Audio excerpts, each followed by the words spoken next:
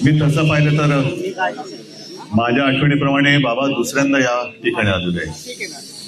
पहिल्या कधी आलो तो आता लक्षात नाही, पण आजची भेट ही आयुष्यभर लक्षात राहील. आणि आपल्याला तर मी प्रथम भेटतोय. आपले आशीर्वाद घेण्याचं कित्येक दिवस मनात होतं. तसं मी विश्वंभरजींना बोललो पण होतं की मला यायचंय, बाबांचे आशीर्वाद घ्यायचे. आपलं बोलणं मी लक्षपूर्वक ऐकलं आणि त्यात आपण सुरुवातीला जे बोललात की तुम्ही, आता हे तुमचे शब्द आहेत म्हणून मी वापरतो, म्हातारपण स्वीकारायला तयार नाही. आजही तुम्ही प्रेरणा देतात आम्हाला. माझं मत आहे प्रेरणा कधीच म्हातारी होऊ शकत नाही. मी येताना एक सरकारी ताफा गेला, त्याच्यात जयंतराव तुमचे पूर्वाश्रमीचे नेते होते. महत्वाचा मुद्दा काय की जिंकलेले सुद्धा इथे येत आहेत आणि आम्ही हरलेले सुद्धा इथे येतोय. थोडक्यामध्ये या निकालावरती ना हरलेल्यांचा विश्वास आहे ना जिंकलेल्यांचा विश्वास आहे. जिंकले ते विचार करतात त्यांना धक्का, आपण जिंकलो कसा, आणि आम्ही हरलो, आम्हाला धक्का बसला, आम्ही हरलो कसा.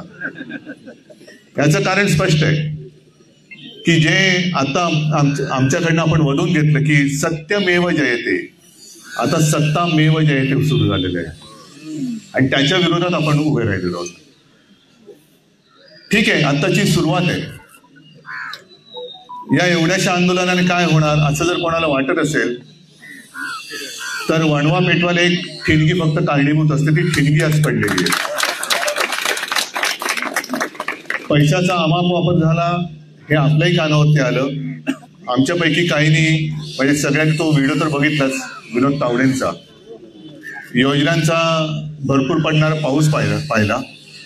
थोडक्यात काय केलं या सरकारने, योजनांचा अनेस्टेशिया देऊन आपलं सत्तेचं ऑपरेशन पूर्ण केलं. महत्वाचा मुद्दा हा असा एक नाही आहेत, अनेक मुद्दे आहेत. त्यातला ईव्हीएम हा एक महत्वाचा मुद्दा आहेच. आणि म्हणून मी मगाचा जो उल्लेख केला की जिंकलेले सुद्धा हरल्यासारखे येतात आणि हरलेले सुद्धा जिंकल्यासारखे इथे येत आहेत, याला एक कारण नक्कीच ईव्हीएम आहे. एक साधा प्रश्न माझा असा आहे, जयंतराव आपण तो मुद्दा घ्यायला पाहिजे. आपण आरटीआयच्या माध्यमातून इतर कोणतीही माहिती मागवू शकतो, पण बाबा आज आपला जो तुम्ही आठवण करून दिली, अगदी सुरुवातीला 1-2 वेळा मी तसं मतदान केलं बॅलेट पेपरवरती. लोकशाहीमध्ये माझं मत कुठे जाते हे मला शेवटपर्यंत कळण्याचा अधिकार तुम्ही आज माझा काढून घेतलाय. मग कोणीतरी म्हणेल की तिकडे तुम्हाला ती रिसीट दिसत नाही का? रिसीट दिसते, बरोबर आहे. मग ती रिसीट दिसल्यानंतर किंवा काय त्याला म्हणायचं व्हीव्हीपॅटवरची, ती दिसल्यानंतर जेव्हा आम्ही पुन्हा फेर मतमोजणीची मागणी करतो तेव्हा ती मोजली का नाही जात? मग व्हीव्हीपॅटवरची जी निशाणी आहे किंवा त्या ज्या काय रिसीट येतात त्या सुद्धा तुम्ही मोजा ना. कारण मी माझं जे काय मत देतोय ते तुम्ही मला तिकडे दाखवताय, पण आतमध्ये रजिस्टर कसं होतंय हे काही कळत नाही. ते कळायला मला मार्ग नाही. आणि त्या यांचे पती यजमान निर्मला सीतारामन यांनी एक अत्यंत सोप्या भाषेमध्ये सांगितलं, परकला प्रभाकर, की त्यांनी सांगितलं की जी काही 76 लाख जवळपास मतं ही शेवटच्या तासात वाढली, सरासरी काढली, कारण ते मोठे गणितज्ञ आहेत. एवढ्या 76 लाखांची जर का सरासरी काढली तर प्रत्येक महाराष्ट्रातल्या प्रत्येक मतदान केंद्रावर किमान 1000 लोकांची रांग पाहिजे.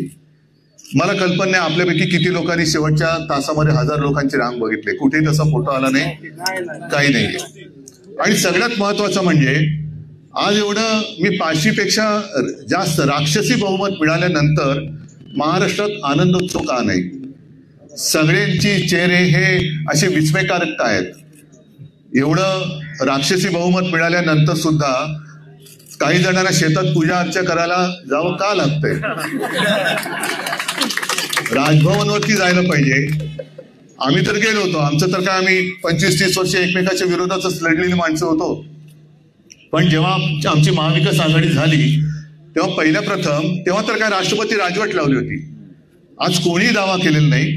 विधानसभेची मुदत संपून गेलेली आहे तरी राष्ट्रपती राजवट का लागली गेलेली नाही? या सगळ्या प्रश्नाचं उत्तर कोणाकडेच नाहीये.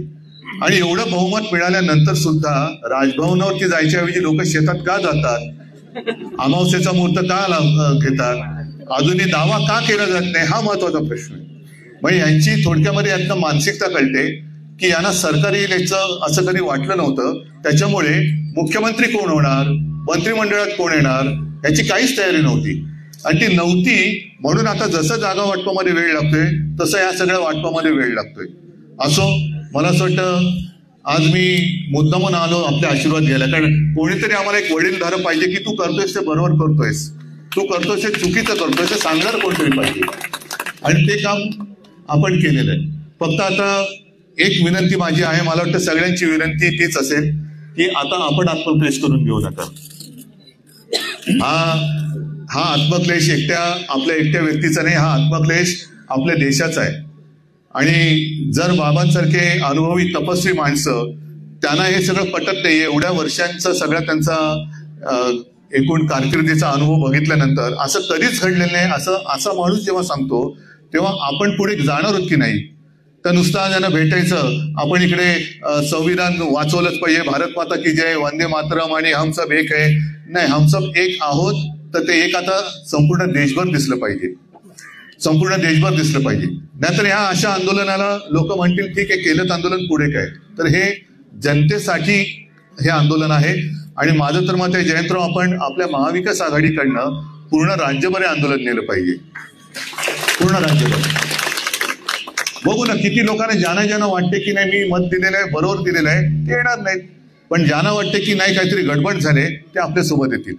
आणि अशी लोक जेव्हा रस्त्यावरती येतील आणि मोठं एक जन आंदोलन निर्माण होईल, त्याच वेळेला खरं आपलं जे महात्मा फुलेंचं म्हणणं आहे की सत्यमेव जयते, हे सत्य वाचवणं हे केवळ आणि केवळ आता जनतेच्या हातात आहे. आणि मला खात्री आहे महाराष्ट्र हा असं काही लेचापेचा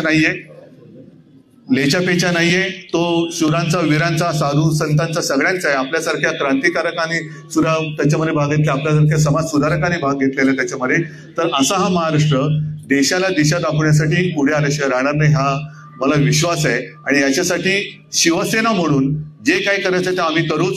पण मला खात्री आहे आमचे महाविकास आघाडीचे सहकारी आता जयंतराव इथे आलेलेच आहेत, ते सुद्धा आणि अगदी काँग्रेस सुद्धा लोकशाही वाचवण्यासाठी रस्त्यावरती आल्याशिवाय राहणार नाही. सगळ्यांना परत धन्यवाद देतो. आणि बाबा, माझी सगळ्यांच्या वतीने विनंती आहे की आपण आता जेवढा त्रास करून घेतला तेवढा पुरे, बाकीचं आंदोलन आम्ही नेतो पुढे. तुम्ही आता कृपा करा आणि जास्त त्रास करून घेऊ नका, मी मनापासून विनंती करतोय. आणि मला असं वाटतं विनंतीपेक्षा मी हट्ट करतोय, आपल्याकडे हट्ट करतो. आणि कृपा करून आपण आता उपोषण सोडावं अशी मी, हे काही ठरवून आलेलो नाही, हे मी इकडे आल्यानंतर बोलतोय. माझी विनंती मानतील अशी मला आशा किंवा खात्री आहे. सगळ्यांना धन्यवाद देतो. जय हिंद, जय महाराष्ट्र.